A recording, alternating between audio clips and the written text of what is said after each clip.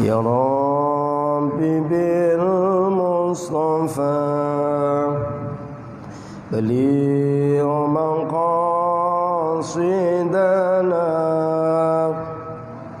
واغفر لنا ما مضى يا واسع الكرم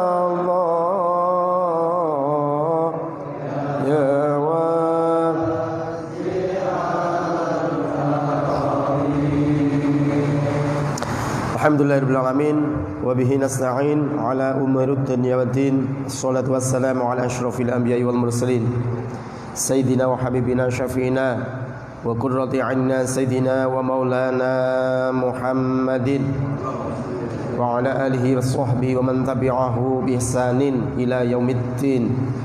Allahumma rzuqna balaghata fahmin nabiyyin fasahata hifdzil mursalin wa ilhamal malaikatil muqarrabin bi rahmatika ya arhamar rahimin. Qala al-musannif rahimallahu ta'ala wa nafa'allahu bihi wa bi 'ilmihi fid dharain amin ya rabbal alamin. Li hadhihi niyyah wa li kulli niyatin salihah ila hadratin nabil mustafa Muhammadin sallallahu alaihi wa alihi wasallam. Thumma jamil al-masyayikh wal ulama wal muassis mahat termas. Thumma jamil masyayikh wal ulama wal muassis mahat bustani wa syaqil Quran. Thumma jamil masyayikh wal ulama wal muassis An-Nur. Thumma jamil masyayikh wal ulama wal muassis mahat Al-Anwar. Thumma lim alif hadzal kitab Hujjatul Islam Abi Hamid bin Muhammad Al-Ghazali. Asyhadu lahumul Fatihah. A'udzu billahi minasy syaithanir rajim. Bismillahirrahmanirrahim. Alhamdulillahi rabbil alamin. Ar-Rahmanir Rahim. Maliki yaumiddin. Iyyaka na'budu wa iyyaka nasta'in. Ihdinas siratal mustaqim. Shiratal ladzina an'amta 'alaihim ghairil maghdubi 'alaihim waladdallin. Amin. Alhamdulillah, alhamdulillah, malam hari ini kita masih dikaruniai nikmat iman, nikmat yang terbesar yang kita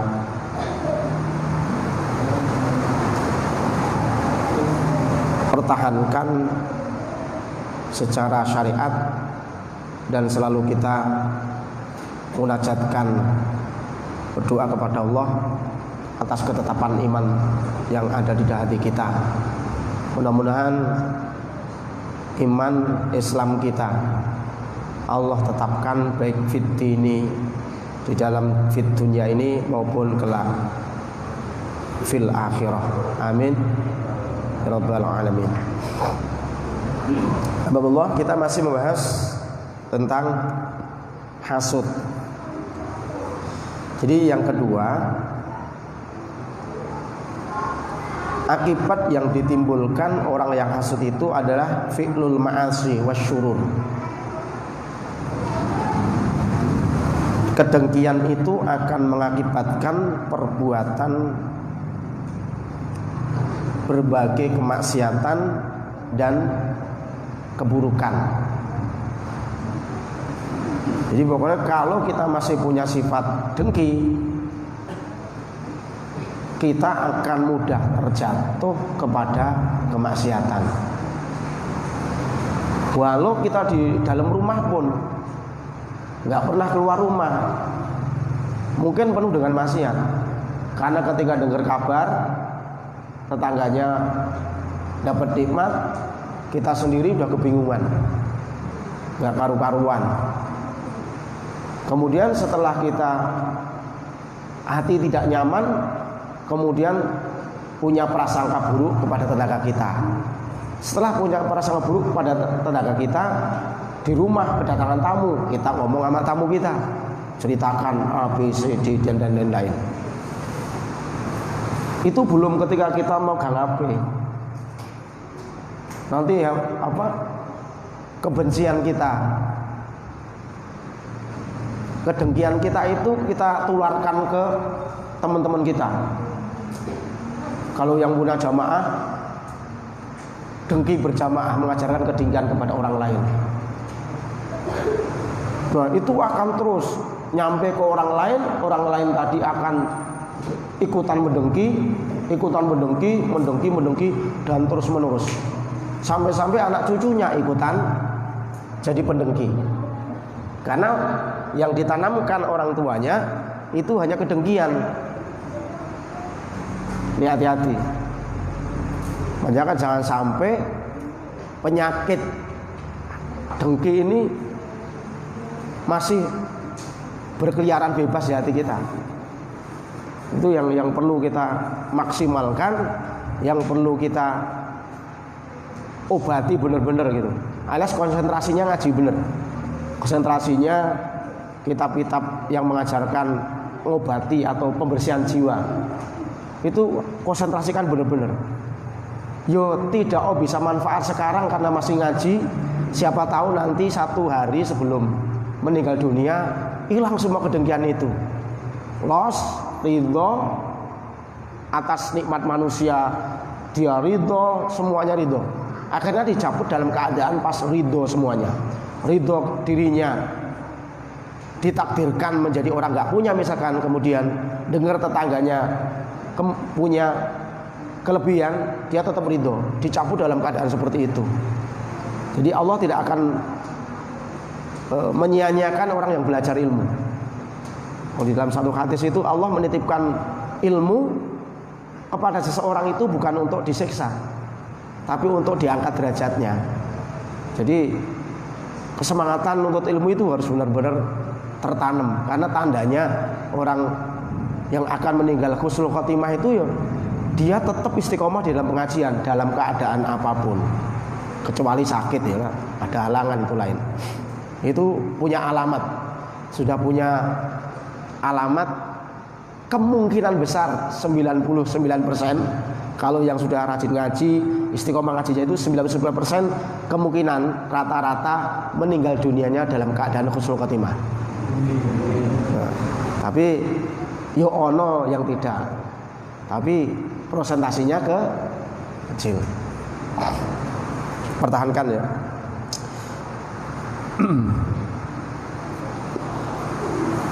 Qultu, Imam Ghazali mengatakan wa hasbuka annallaha ta'ala amarna bil isti'adzati min syarril hasidi.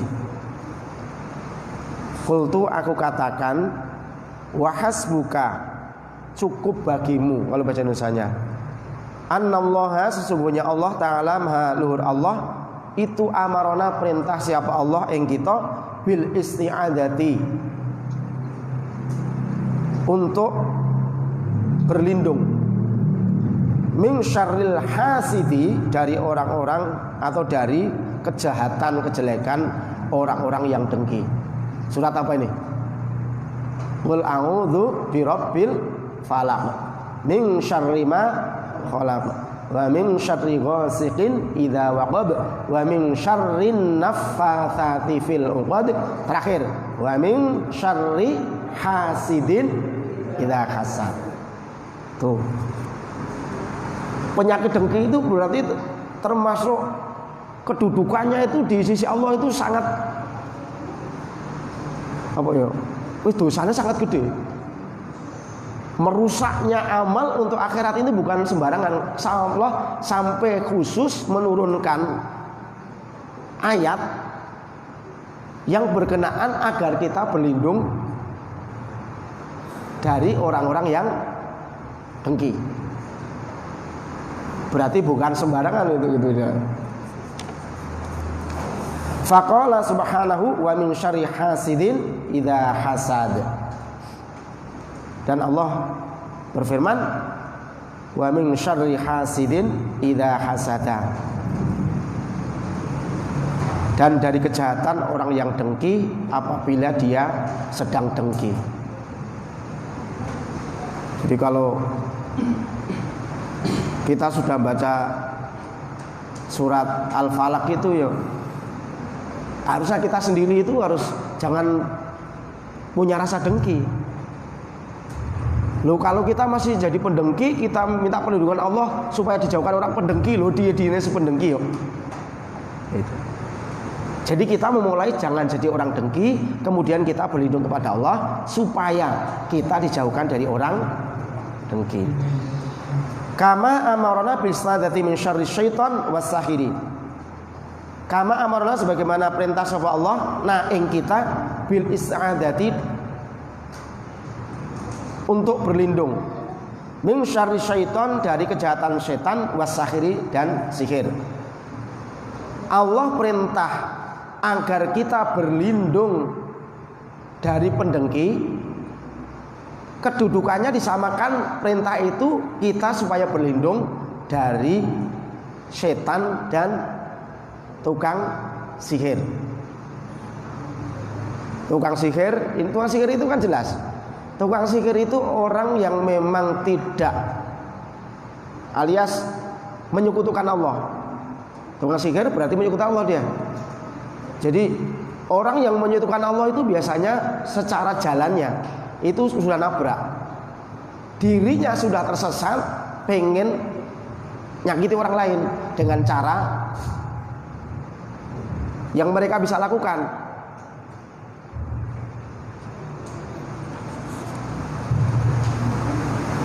Jadi Allah perintah kepada kita agar berlindung dari pendengki, disamakan dengan perintahnya Allah kepada kita agar kita berlindung dari setan dan dari tukang sihir.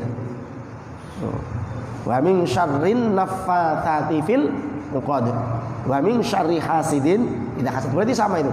Qul a'udzu birabbin nas malikin nas sampai min syarril waswasil khannas. Minta berlindung juga. Ini berarti orang yang masih punya rasa dengki itu ya memang tersiksa benar. Tersiksa benar. Kalau di sini qila al-hasidu idza ra'a nikmatan bahita wa idza ra'a ghasratan syamita. Orang dengki itu kalau dia melihat, kalau di bait yang lain atau kitab yang lain, al-hasidu idza ra'a bi akhihi nikmatan baita wa idza ra'a bi asratan syamita. Seorang pendengki itu kalau melihat saudaranya mendapatkan nikmat, maka dia cemberut, nggak suka. Wes pokoknya mukanya tuh muka nggak bahagia. Yang tadinya senyum mungkin begitu dengar temennya, saudaranya, kawannya dapat nikmat, dia diem. Diemnya itu sedih, diem. Kayaknya nggak rela kalau saudaranya dapat nikmat. Wa idza ra'a bi atratan syamita. Tapi kalau saudaranya jatuh, saudaranya itu terpuruk, saudaranya celaka, itu bahagia sekali. Jadi kalau temennya dapat nikmat dia sedih, ketika temennya celaka dia seneng. Itu tanda-tandanya gitu. Coba kita diteliti beneran hati kita. Apakah ketika kita saudara kita itu mendapatkan kenikmatan, apakah kita senang atau tidak?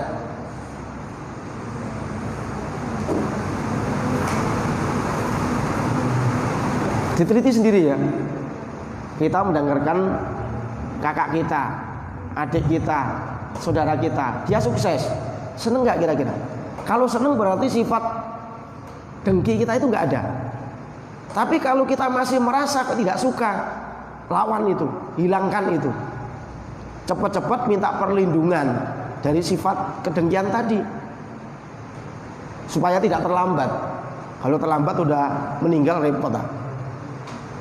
Begitu meninggal masih nggak menerima keadaan dirinya. Karena udah saya sampaikan, pendengki itu adalah orang yang tidak bisa menerima takdir aslinya, maka membahayakan iman. Jadi itu membahayakan kita loh. Kalau nanti sampai kita wafat dalam keadaan pendengki, apalagi jantungnya copot, serangan jantung karena mendengar saudaranya bahagia.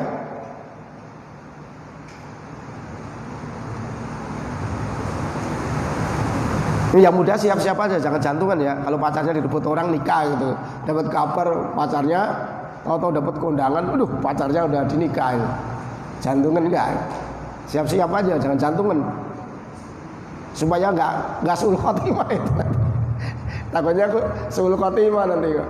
Udah pacaran 8 tahun, begitu nikah sama orang lain pingsan, begitu jantungan lagi, repot. Wa dalilu ma fi qalbihi kaminun. Dan tanda-tanda seorang yang hasud, yang punya rasa dengki itu di dalam hatinya itu sangat nggak nampak loh. Jadi orang dengki itu kayaknya nggak nampak di hatinya loh ya. Wa ala wajhihi mubinun, tapi di raut mukanya jelas sekali kedengkian itu.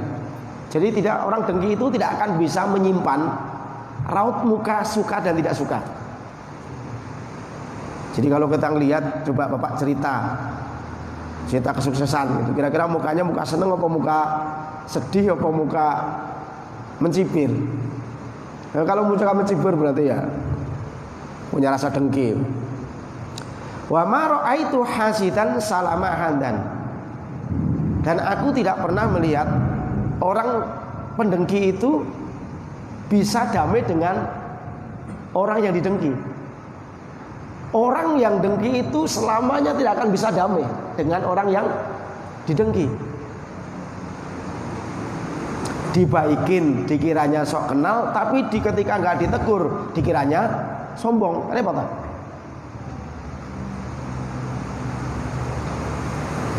Begitu didatangi dikiranya mata-matain, begitu nggak pernah datang. Kan begitu, namanya dengki terus. Selama hidupnya nggak pernah akan bisa damai dengan orang yang didengki itu. Itu penyakit yang makanya Allah sampai benar-benar menekankan kita untuk berlindung dari orang-orang dengki tadi. Setidaknya kita diselamatkan lah orang-orang yang dengki kalau memang ini. Tapi memang tidak bisa dihindari orang pendengki itu. Nah, pendengki itu sejajar dengan setan, berarti memang Allah sudah mentakdirkan pendengki itu ada. Karena Allah sudah perintah, nggak mungkin ketika Allah perintah untuk berlindung kok nggak ada, itu nggak mungkin. Itu pasti banyak. Kalau kita disuruh berlindung kepada setan, berarti memang setan itu banyak. Kita suruh berlindung kepada orang pendengki, berarti pendengki itu sebetulnya juga banyak. Tapi kalau pengen terkenal nggak usah ini, diemin aja. Ini hidup itu konsep gini nih. Kalau di syair ya, ini konsep hidup supaya kita itu tenang, Pak. Jadi hidup nyaman, tenang, bahagia gitu. Pengen dilihat orang bahagia tapi sengsara, apa pengen dilihat orang itu sengsara tapi kita bahagia? Atau dilihat orang itu bahagia memang bahagia? Kan pendengki itu dilihat orang kadang itu bahagia tapi dia diri sengsara. Itu pendengki sifatnya. Jadi dia kadang-kadang sudah memiliki harta banyak karena dia masih dengki sama saudaranya. Enggak, jangan sampai saudaranya seperti dia. Akhirnya dia dilihat orang itu memang sudah bahagia, tapi kenyataannya dia sengsara. Ini kunci ya. Kunci hidup di masyarakat, di mana saja. Ini kita akan nyaman, Pak. Enak pokoknya. Nanti hati kita itu akan malah adem aja. Idza aradallahu nasra fadilatin tuwiyat. Idza aradallah, ketika Allah menghendaki nasra fadilatin, untuk menyebarkan keistimewaan seseorang, tuwiyat yang tidak nampak orang lain, yang disimpan. Kalau orang pengen memberikan tahu bahwa orang tadi memiliki keistimewaan, atakhalaha lisana hasudin, Allah akan mempersiapkan orang-orang yang dengki pada dia. Jadi kalau didengki berarti Bapak pengen diumumkan kebaikan Bapak. Jadi kalau pengen terkenal kebaikannya atau pengen diketahui kebaikannya oleh orang lain, Allah akan mempersiapkan pedegi-pedegi yang akan membicarakan kita. Itu rumusnya itu aja. Jadi kalau ada orang yang berarti kemanfaatnya didengki orang itu ada dua. Yang pertama manfaatnya dosanya, ya. Dosanya itu dikurangi. Dosanya dikurangi karena diomongin orang lain. Bisa-bisa lebih banyak dikurangi karena difitnah orang lain, karena dengki. Kedua, dia akan mendapatkan nama baik di sisi manusia. Kenapa? Biasanya kebaikannya akan ketahuan manusia, walau disimpan. Jadi cara memperkenalkan Allah supaya orang lain itu tahu kebaikannya. Kadang-kadang ada orang yang mendengki kita.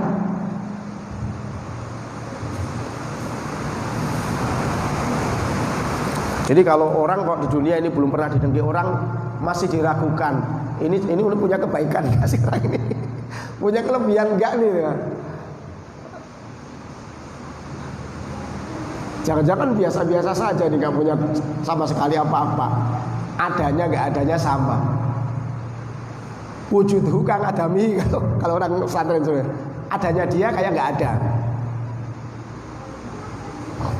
Tapi kalau ada orang yang dengki itu ya memang berarti Allah mengendaki kebaikan yang kita miliki, keistimewaan yang kita miliki akan diumumkan oleh Allah, akan diberitahu oleh Allah, diumumkan oleh Allah kepada orang-orang.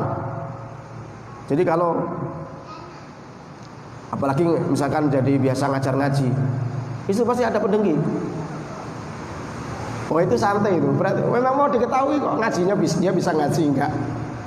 Yang tadinya orang enggak tahu jadi tahu. Minimal bertanya, si fulan ini siapa sih ya? Kok ngomongin tiap orang kok udah ngomongin si A loh. Kok udah ngomongin begini si A.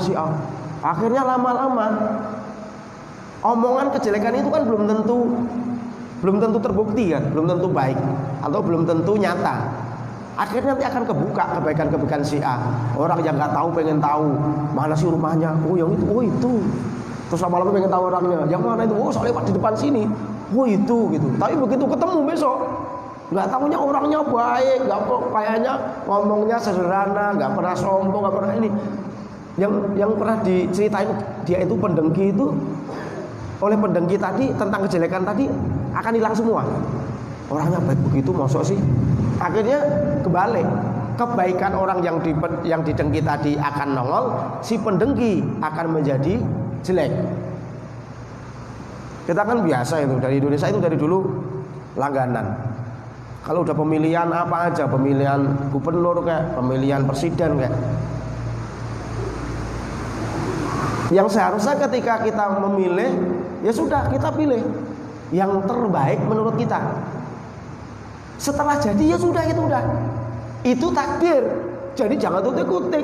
Wong sudah jadi, Allah yang sudah mentakdirkan dia jadi dengan cara apapun, itu sudah takdir. Jadi nggak usah benci terus, rugi kita Pak.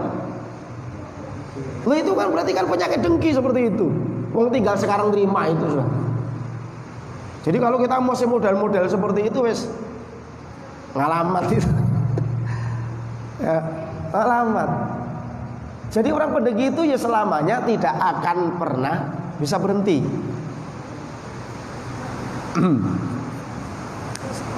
Laulasti'alun nari jawarat maka na yu'rafu tibu urfil hudi. Seandainya tidak ada nyala api yang membakar, maka tidak akan diketahui bau wanginya ngurfil ud atau kayu garu. Seandainya api itu tidak membakar kayu garu, pasti orang-orang tidak akan bisa mencium wanginya. Begitu dibakar, oh wangi apa nih? Ya, ya kan? Jadi kayu garu itu memang ketika dia dicium harumnya, dia rela, dia dibakar, alias domongin nggak bagus, panas. Panas itu apa? Ya domongin jeleknya, domongin macam-macam, difitnah dan lain-lain. Itu kan nggak enak, kayak kebakar, kayak kita punya tubuh kayak dibakar api.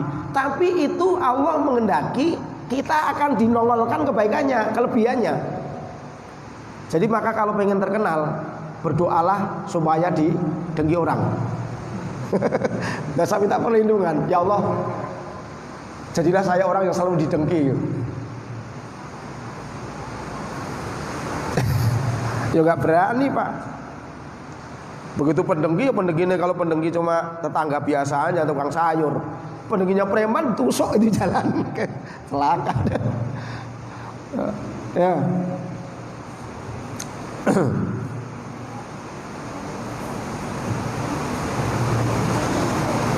Ada makalah lagi, qabihul kalami silahul laami.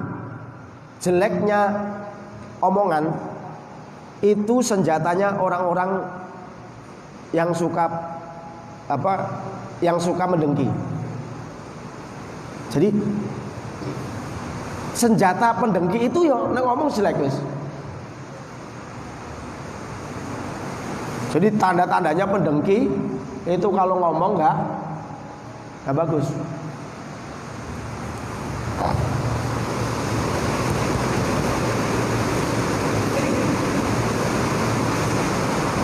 Wakilah al-hasidu muqtadun ngalaman la dzambalahu.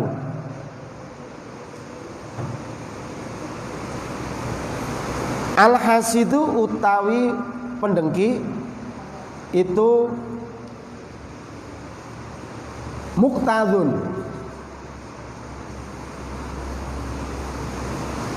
apa ya kalau di kita itu jengkel ya.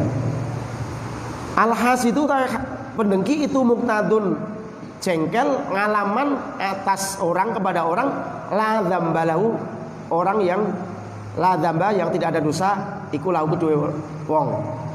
Pendengki itu jengkel kepada orang yang enggak punya dosa. Wong dia kaya yo dia punya duit itu karunia Allah, dia punya rumah karunia Allah, dia beli motor karena karunia Allah, istrinya cakep juga karunia Allah. Kan nggak dosa itu. Dia punya rumah nggak dosa, dia punya pekerjaan nggak dosa, dia punya mobil juga nggak dosa, punya motor nggak dosa. Dia makan soto, makan tongseng tiap hari, makan ikan terus, daging-dagingan, nggak dosa. Nah kok ada orang kok nggak nyaman melihat orang enak? Oh nggak dosa kok di jengkelinnya lucu. Jadi makanya muqtadun bisa diartikan hilang akal ya.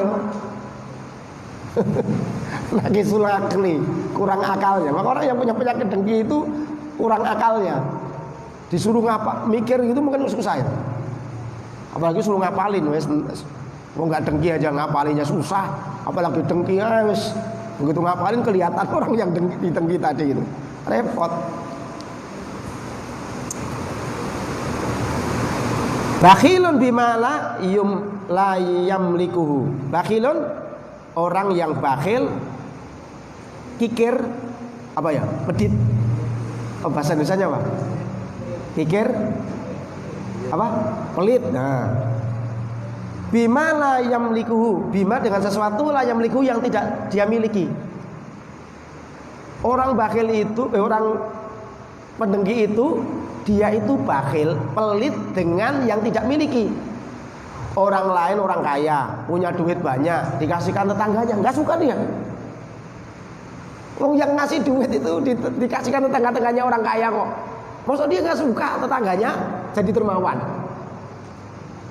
Karena dengki itu. Jadi apa yang dilakukan oleh orang yang didengki maka nggak ada benernya. Maupun dia sudah jadi malaikat itu ya, wes tetap jelek aja udah. Maka saya sampaikan, ditegur dikiranya sok kenal, kalau nggak ditegur dikira sombong. Ada nggak sini?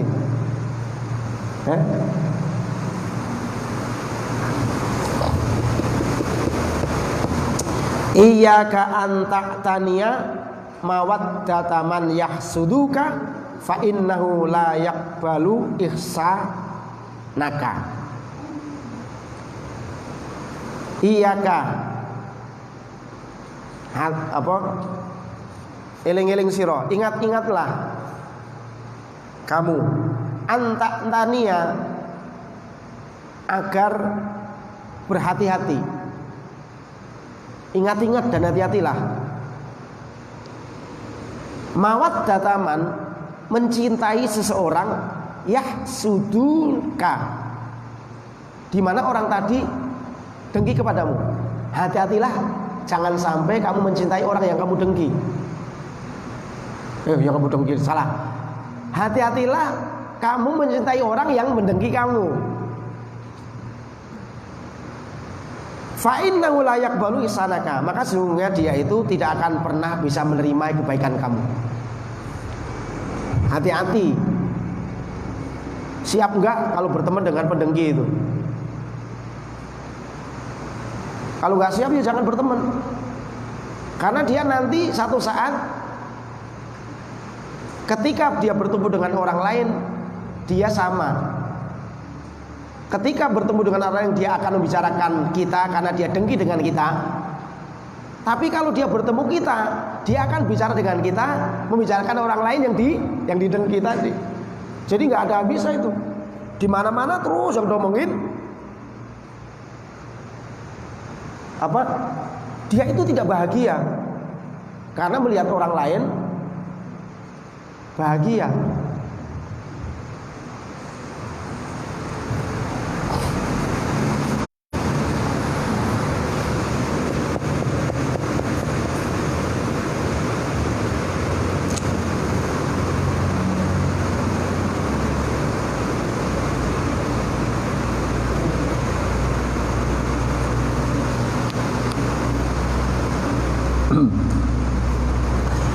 Kullul adawati qantur jaimat tatuha illa adawata man adakaman min hasadin. Kullul adawati, adapun tiap-tiap musuh itu qanturja, terkadang bisa diharapkan opo imata Tuhan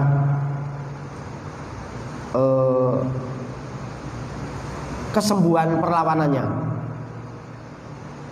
kematiannya bisa diharapkan. Musuh itu bisa diharapkan dia berhenti musuhi kita. Coba dulu ketika Khalid bin Walid ya, termasuk siapa? Khalid bin Walid itu panglima kafir awal-awal. Jadi sampai-sampai Khalid bin Walid itu bisa mengalahkan kaum muslimin waktu perang di gunung. Saking canggihnya Khalid bin Walid, sehingga beliau itu membunuh orang mukmin dulu banyak. Tapi permusuhan yang dilakukan bukan karena dengki dengan Nabi Muhammad.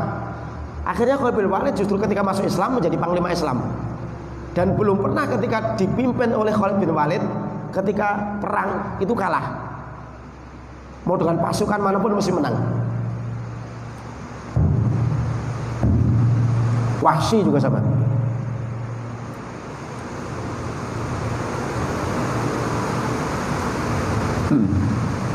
Paman Sayyidina Muhammad itu kan yang membunuh siapa? Awal Wahsy, orang kafir. Tapi kedengkiannya bukan karena hasud loh ya. Permusuhannya bukan karena dengki. Bukan dengki Muhammad, bukan demi kanjeng Nabi. Sampai pamannya Nabi gitu, pamannya Nabi.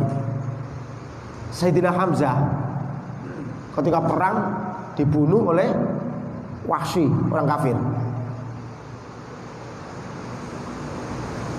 Pamannya loh, orang yang paling dicintai Rasul dibunuh oleh Wahsy. Tapi Allah justru menjadikan Wahsy ini masuk Islam.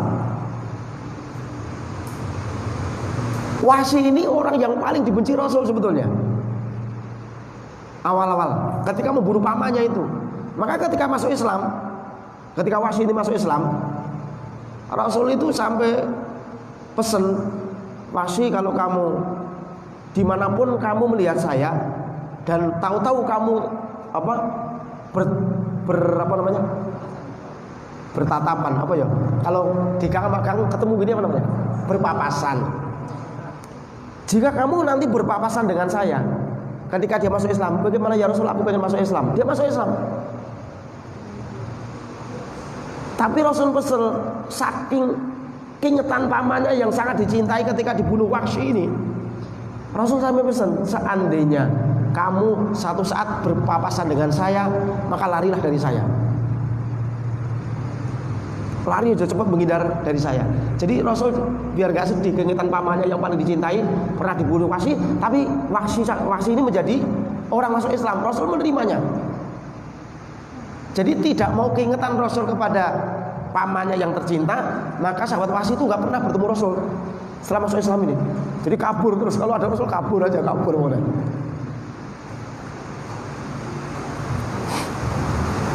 Ya kalau permusuhan itu bukan karena kedengkian, itu masih bisa sembuh, masih bisa balik.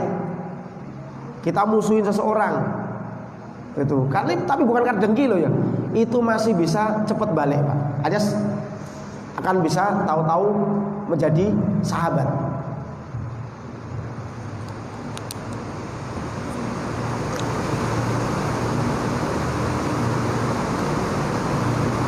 Illa adawata man ataka min hasatin, kecuali orang yang memusuhi kamu karena dia punya sifat dengki kepadamu. Setiap musuh itu pasti bisa menjadi teman lagi. Setiap musuh pasti akan bisa hilang sifat musuhi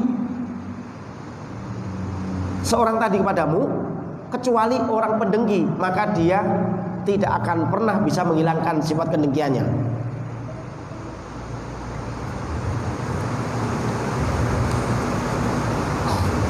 Ini mumpung ngaji maka dihilangkan ya.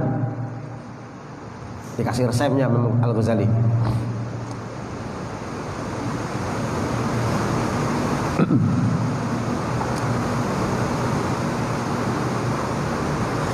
Iyahsuduni fa inni ghairu laimihim qabli minan nasi ahlul fadli qad khusidu fantamali walahum ma bi wa ma bihimu wa ma ta'angsaruhum ghaidun bima yajidu.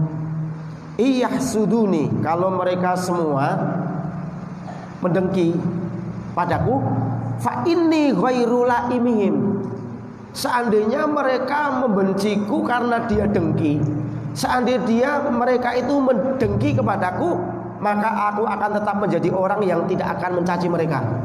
Ini susah loh ya. Seandainya orang semua mendengkiku, maka aku tetap menjadi diriku, gak akan pernah mencela mereka, mencaci mereka. Ini orang yang hebat.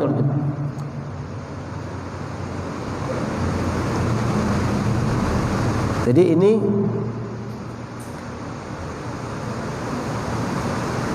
syair ini yang Iyahsudun ini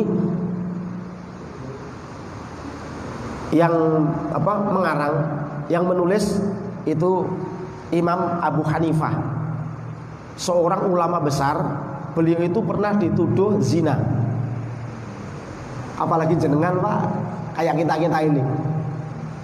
Imam Abu Hanifah, gurunya Imam siapa? Imam Syafi'i gurunya. Gurunya Imam Syafi'i saja. Ada Imam Malik, ada Imam Abu Hanifah, Imam Syafi'i, Imam Ahmad bin Hanbal. Sosok ulama besar saja pernah dituduh melakukan zina. Tapi karena beliau ini ulama yang hebat, nggak pernah membalas. Maka tanda-tandanya orang ulama yang benar itu ya ketika ada orang yang membicarakan kejelekannya, santai aja dia, nggak peduli amat. Jurusnya cuma satu, begitu aja kok repot. Ini udah dicontohin oleh Imam Ahmad itu. Jadi jangan salah kalau Gus Dur itu setiap apapun yang diomong orang lain, begitu aja kok repot. Itu menjadi istilah yang tren itu. Kalau di bahasa Arab kan bingung saya itu. Begitu aja kok repot itu susah bahasa Arab, karena apa ya, bahasa yang enak bahasa Arabnya itu. Tapi itu istimewa loh Pak. Loh, itu jurus yang istimewa. Dan ulama-ulama dulu memang seperti itu. Imam Abu Hanifah saja dituduh melakukan zina, sehingga beliau itu sampai menulis syair seperti ini tadi. Iyahsuduni fa inni ghairu laimihim qabli minan nasi ahlul fadli qad khasitu. Karena orang-orang sebelumku yang memiliki keistimewaan saja khusitu, dia didengki sama orang lain. Jadi kalau zaman sahabat ada yang dengki, sahabat ada yang lain dan lain-lain itu ada. Zaman Rasul mungkin ada yang dengki dan lain-lain itu ya. Ya sebelum Imam Abu Hanifah sudah ada seperti itu sebelumnya. Kedengkian sudah ada. Atau tabi'in. Zaman tabi'in ada orang dengki kepada orang lain, ya biasa. Dan memang itu sudah diwariskan oleh setan, ya kan? Udah warisan itu. Jadi sampai sekarang ya masih ada. Makanya Allah sampai mengabadikan di dalam surat Al-Falaq itu ya kedengkian, untuk beri kedengkian. Karena memang kedengkian itu ya mungkin sampai akhir zaman itu masih ada. Mungkin malah semakin banyak. Karena orang-orang sudah berlomba-lomba kemegahan dunia, ya sifat dengki itu maka semakin banyak. Pendengki itu akan semakin banyak kalau kita berlomba-lomba atas kemegahan dunia.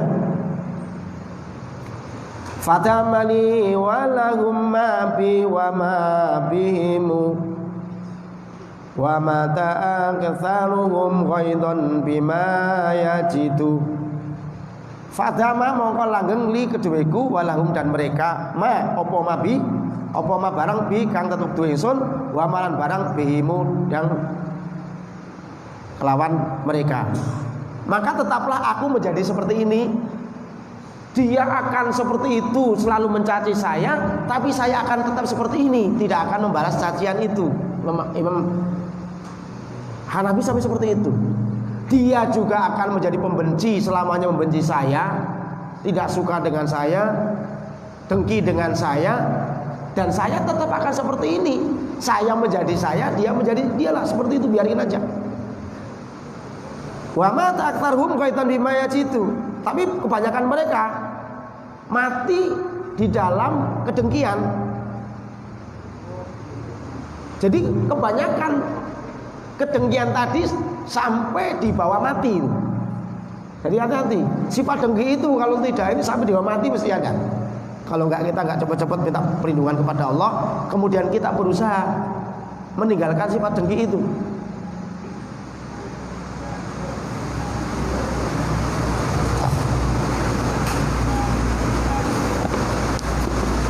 Susah ya.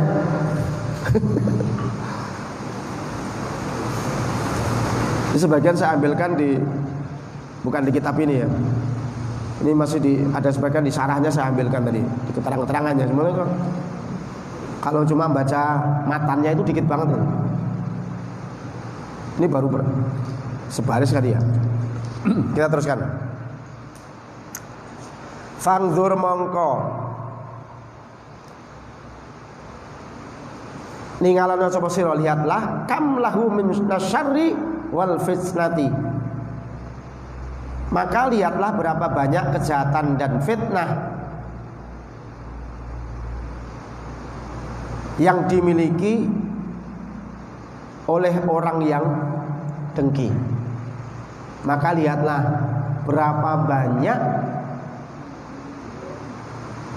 kejahatan dan fitnah yang dimiliki oleh pendengki.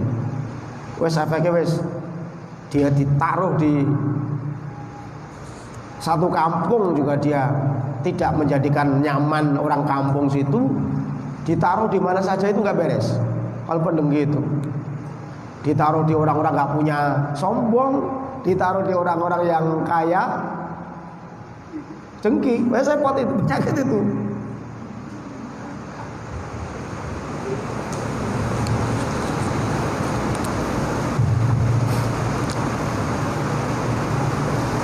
Fangdur kam lahu minasyari wa fitnati hatta anzalu manzilata syaitan, sehingga Allah mendudukkan pendengki itu tempat kedudukan sama dengan derajatnya setan. Pendengki itu makomnya itu dengan makomnya setan sama. Kedudukan di dalam kejelekannya sama itu. Ya.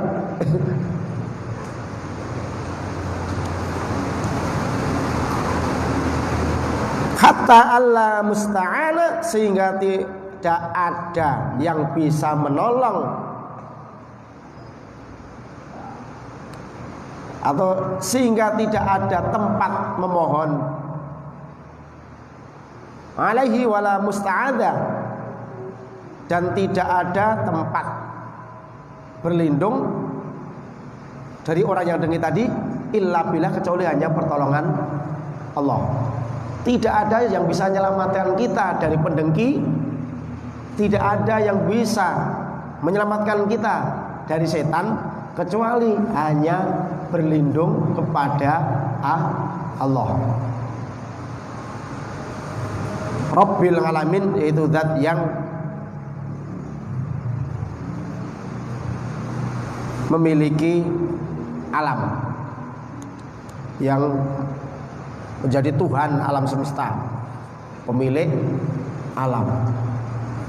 Jadi karena jeleknya sifat dengki, sifat tersebut disamakan dengan kedudukan setan dan kedudukan orang tukang sihir. Jadi kalau ada tukang sihir, setan didudukkan itu sama rata dengan pendengki. Ini bahaya sekali ya berarti ya. Maka jangan main-main ya. Jangan main-main dengan dengki lah. Sering baca surat Al-Falaq. Kalau sedang didengki orang, sedang difitnah orang, baca surat Al-Falaq terus. Masa itu nanti nasra fadilatin, itu akan menjadi suatu keistimewaan bagi orang yang didengki tadi, sehingga orang yang didengki tadi akan nampak kebaikannya. Tuh, judulnya gitu aja. Pokoknya kalau ada orang dengki, berarti bapak itu dikehendaki Allah pengen dibukakan kebaikan bapak, diketahui oleh orang lain. Ya. Nah, itu udah umum itu. Repot gitu. Kadang-kadang pendengki itu repot. Dia kadang-kadang nyalahkan orang lain, tapi ketika dia disuruh ke depan nggak mau. Nyalahkan, tapi begitu disuruh nggak mau.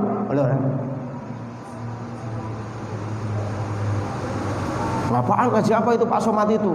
Ngaji kok begitu? Tapi dia disuruh ngaji di sini yuk, nggak mau. Ya repot ah. Itu pendengki kayak gitu. Kalau ada orang yang seperti itulah apa dan lain-lain. Wadzan kayak gitu suaranya. Tapi dia sendiri nggak mau adzan. Bisanya cuma mendengki, nyaci orang, memaki orang. Tapi ketika disuruh maju, disuruh gantiin, dia nggak mau. Kalau ya repot kayak gitu. Kalau kita memang tidak suka seseorang, kemudian kita ketika sudah berani mengatakan orang itu tidak benar, kita harus maju nyontoin yang benar kayak gini loh. Sehingga ketika seperti itu kita bukan pendengki. Tapi kalau kita nyalahkan orang lain, ini salah, tapi disuruh maju, suruh gantiin kedudukannya, dia nggak mau. Ya itu lo dengki doang. Gampang kan? Udah mau dengki mas. Kalau didengki itu alhamdulillah saja Pak. Kalau saya bilang, kalau saya dari dulu jadi pengurus masjid itu siap-siap ngomongin jelek, dah bisa. Pokoknya jadi pengurus masjid itu siap-siap aja udah. Kalau nggak dicoba Bapak itu jadi pengurus masjid enggak. Kalau saya itu langganan. Saya yakin dimanapun ngurus masjid. Saya sekalipun tidak tahu di mana, tapi pengalaman saya itu saya dari 2012 awal. Sehingga sampai sekarang ketika pemilihan ketua dan ketua tetapkan saja, yang ketua tetapkan saja. Sebenarnya ada regenerasi, tapi mereka masih tetapkan saja dah, sudah baik ya, repot gitu terus. Saya mundur nanti dikiranya saya Ustadz kok ngambekan, repot Ya bismillah, tapi ya tetap justru ketika kita seperti itu akhirnya jadi lagi pendengkinya semakin banyak. Jadi pengurus kok terus-terusan, yang milih dia bukan saya, repot Ya udah siap. Periode sekarang saya dipilih lagi, pendengkinya mungkin 10. Ketika mimpin lagi, ada pendengki lagi mungkin 20. Karena apa? Wah ganti dia terus. Ya repot, ya santai aja lah. Surga tinggal nunggu. Ya. Jadi seperti itu aja udah, nggak usah peduli lah, buang tuh. Jadi kalau udah ngurusin masjid itu siap mental, siap domongin, ya siap apa Mas? Urusannya urusan surga kok. Lah ngurusin kendaraan surga kok lari. Ya jangan. Ngurusin kendaraan surga itu nggak mudah. Butuh keikhlasan yang luar biasa. Butuh mental yang luar biasa. Sehingga yang dituju itu bukan manusia. Ini amanat Allah. Kalau sudah niat yang awal amanat Allah, ini perintah Allah, ini amanat Allah, ini satu yang harus diterima untuk ngurusin akhirat. Peduli amat sama orang. Terserah lah situ mau orang makan duit masjid, terserah dah. Dibilang duitnya ditelan semua, peduli amat. Wah dikini peduli amat. Kalau dia sudah hati itu sudah bukan jangan manusia loh ya. Makanya saya sampaikan ngaji tasawuf ini akan menuntun kita sudah nggak peduli sama manusia. Kalau mohon jelek itu malah kadang-kadang malam-malam saya itu sudah syukur kalau udah mungkin jelek kadang-kadang. Syukur alhamdulillah ya Allah masih udah mungkin jelek sama orang. Aku pahalanya tambah banyak. Malah saya kadang-kadang sujud syukur saya. Lu Bapak bisa nggak kayak gitu? Sujud syukur karena udah mungkin jelek. Kalau saya alhamdulillah saya tidur ini masih ngurangi dosa. Wong saya tidur udah mungkin orang jeleknya dijelek-jelekin kan dosanya kurang. Nggak istighfar aja dosanya berkurang kok, repot-repot. Paling enak. Jadi teman-teman semua yang hari ini ngurusin masjid dimanapun, di sini, di Al-Ikhwan, Al-Munir, dimanapun, wes pokoknya gini. Anggap saja Bapak itu sekarang itu ngurusin tanaman surga loh. Ngurusin tanduran surga. Ngurusin pohon surga. Ini cabangnya itu mesti ke surga. Terlibatnya itu malaikat macam-macam. Ada orang sholat, malaikat ikut ngantri. Imam baca amin, baca Fatihah amin, makmumnya malaikat ikut amin. Malaikat terus kok. Jadi setiap orang masjid imam ada makmum, ketika dia ada imam makmum baca Fatihah, malaikat ada yang ikut sholat. Ketika baca waladhdallin makmum bareng baca aminnya sama imam bareng sama makmum, makmum sama imam bareng, maka malaikat ngikuti amin. Habis sholat ada malaikat yang naik. Sholat subuh juga begitu, malaikat malam nungguin. Saya subuh siapa? Malaikat siang datang ngantri. Sip, itu masih menjadi saksi kita besok di akhirat. Oh, dia tiap subuh itu di masjid. Malaikat siang, malaikat malam juga ikut menyaksikan. Ketika maghrib juga sama, malaikat malam, malaikat siang. Sip, tapi menjadi saksi dua-duanya ini. Makanya hebat, sholat subuh, maghrib itu paling sholat yang hebat itu. Persaksiannya lebih banyak. Makanya kalau kursi masjid hanya diomongin dikit aja udah mundur itu belum kuat itu namanya. Ya, belum kuat. Itu tadi loh. Jadi aku tetap dalam keadaan diriku, dia biarkan seperti itu. Aku dalam tetap keadaan tidak mencaci mereka, sekalipun mereka sampai mati mencaciku, wes selesai urusan. Ya. Kalau kita begitu jadi wali nanti. Selama ini belum pernah sujud syukur karena diomongin orang jelek kan? Loh, itu nggak ada tuntunannya. Sujud syukur itu kan sujud untuk dapatkan nikmat, dapat duit, dapat THR-an, dapat hadiah dari teman. Tapi sekarang dapat hadiah pahala, nggak pernah sujud syukur, itu dipertanyakan, ini wali bukan ini itu. Jadi terkadang kita memang harus mikir ke akhirat, lebih terima kasih kepada Allah, sujud syukur karena difitnah orang. Kalau kita kan marah, sebetulnya dikurangi pahala jadi nggak dapat pahala kalau dia orangnya. Enak? Ya susah loh. Pasang-pasang nggak ngerasain. Siapa yang ngerasain? Sama lah, pernah ngerasain juga, bukan kali-kali bukan ngerasain. Sekarang juga masih ngerasain terus. Santai aja Pak. Pura-pura budak aja. Pura-pura budak aja wes. Bapak itu bakal berangkat masjid. Ngomongin orang wes peduli amat lah. Alah, ke masjid juga masih main judi lah, peduli amat lah itu. Ngiri aja itu kan dengki doang Pak. Alah, masih ke masjid berkali-kali juga masih hati masih banyak, masih nggak karu-karuan. Nah, itu kan pedengki doang Pak. Biarin aja ke masjid, waktunya ke masjid, waktunya nyolong ya nyolong lah gitu. Maksudnya jangan peduli amat. Walau kita belum bisa menjadi orang baik, gak usah peduli omongan orang. Apa yang kita niatkan baik, jalan aja sudah. Karena ketika kita ngurusin orang terus itu gak akan selesai, guys. Sampai mati Bapak gak akan selesai ngurusin mati. Karena Allah menghendaki pahalanya itu kita nambah, dosanya berkurang. Tapi karena kita tidak pandai bersikap tata krama dengan apa yang telah ditakdirkan Allah, justru pahala yang dikirim secara gratisan dan berlipat ganda kita tolak dengan sikap kita nggak bisa tata krama, ganti memaki. Kalau kita ganti memaki, namanya kita nggak dapat pahala. Boleh tapi nggak dapat pahala. Tapi kalau kita diem dapat pahala. Pilih mana? Orang kita pukul kita jedek, kita pukul, boleh nggak? Boleh. Dia tahu motong telinga kita, gantian dipotong, boleh. Seperti potong satu sama satu. Dia tahu nusuk pakai pisau, sengaja pakai pisau apa? Mata kita, balas ganti matanya tusuk, boleh. Tapi kita nggak dapat apa-apa, dapat puas doang, nggak dapat pahala. Gitu istilahnya. Jadi kalau kita memandang mulai dibalik cara berpikir kita, Pak. Cara berpikir kita itu mulai dibalik. Utamakan akhirat dulu. Cara berpikir itu akhirat dulu. Apakah ini menguntungkan akhirat atau tidak? Apakah ini menjadikan akhirat kita lebih bagus atau tidak? Kalau menjadikan lebih bagus, cepat bertata krama cara urusan yang disampaikan ulama. Intinya itu. Jadi jangan langsung dilihat dari dunianya dulu, jangan dibalik. Ya, cara berpikir itu harus udah mulai dirubah lah. Udah ngaji Minhajul Abidin.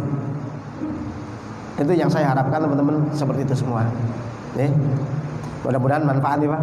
Amin ya rabbal alamin. Allahumma shalli ala sayyidina Muhammad wa ala sayyidina Muhammad. Allahumma anfa'na bima 'allamtana wa 'allimna ma yanfa'una wa zidna ma yanfa'una wa dzikirna ma nasina. Allahumma inna nastaudi'uka ma 'allamtana farudhu ilaina 'inda hajatina ilaik. Rabbana atina fid dunya hasanah wa fil akhirati hasanah wa qina 'adzabannar. Sallallahu alaihi wasallam Muhammad wa alihi washabbihi wasallam. Bi fadlika subhanaka rabbil izzati amma yasifun wa salamun 'alal mursalin walhamdulillahi rabbil alamin. Assalamualaikum warahmatullahi wabarakatuh.